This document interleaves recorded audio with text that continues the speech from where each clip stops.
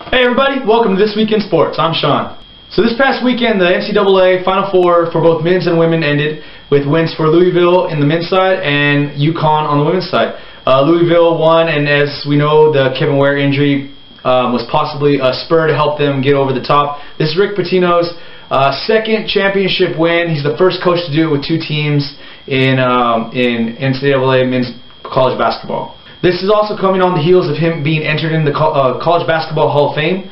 So where does this stand for you guys? Is he one of the best coaches of all time? Do you think he passes Knight? Does he pass Boner, Roy Williams? Let me know where you guys think he stands. Also on the women's side of it, like I said, Gino Auriemma, he won his 8th title with UConn, tying his rival Pat Summitt for most of all time in the women's side. Where do you guys think he ranks on in the women's game of national NCAA college basketball? Where do you guys think that these two coaches rank all time of all coaches? Did they rank up there with the Red Auerbachs, the Phil Jacksons? Let me know down in the comments below. Also today, the Masters start.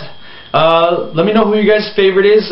Tiger is back ranked #1, and so for me, it's always Tiger versus the field. Is anybody in the field going to be able to play good enough to beat Tiger? Because Tiger's always the front runner in my mind, and as he is in a lot of people's minds, as he should be.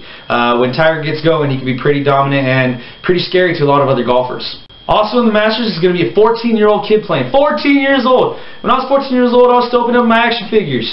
And I said, be careful of sharp objects. Mom didn't let me play with them.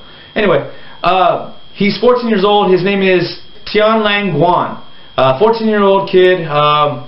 They say he's pretty good. I don't know what else he's done back home, but he's able to qualify for the Masters. And I just want to say good luck to the kid. I hope he can do well enough to really propel himself to make more of a name for himself, so he can be a success story instead of all these other kids that come out too early, get on the Pro Tour, PGA Tour. Ty Tyron was one of them. He was a pro at age, I think, 17, and he fizzled out before he was, I think, before he won his first title, before he won his first tournament. 18 or 19 years old, he was done. I don't even know if he's on any of the minor tours now, like the Hooters Tour or the European Tour or anything like that. I don't know where he's at now. Sometimes this can be a detrimental thing to the young kids. Let's hope for the best for this kid. Also yesterday was the par 3 contest at the Masters. They have it every year. There was a tie going into the last hole, and it ended up going into a playoff with Ted Potter Jr., Phil Mickelson, and Matt Kuchar. Ted Potter Jr. ended up coming out with the win.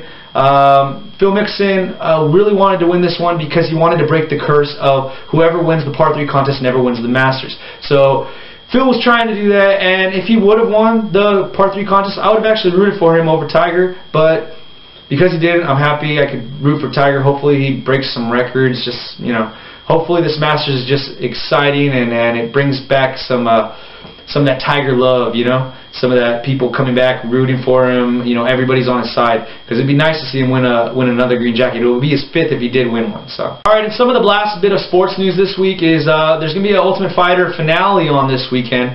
The weigh-ins are on Friday, and the fighting starts on Saturday. You can watch the prelims on Fuel TV, and you can watch the actual finale on FX.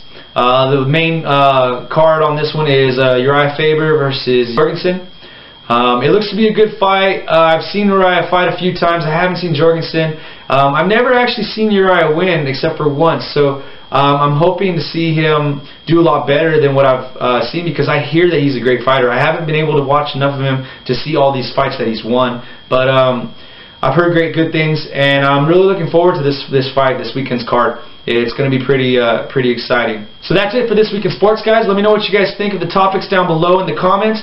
Give me some ideas, some questions, just your thoughts on everything going on. What do you guys think? Is the Louisville story that inspirational? Where does Pitino stand? How about Auriemma? What about the Masters? What do you guys think? Who's going to win? Is the 14-year-old kid going to do very well? And UFC card tonight, are you guys excited as well? Are you guys going to be watching it? Let me know in the comments down below. Remember to click that like, share, and subscribe button. And let's get a conversation going, guys, and I'll see you next week.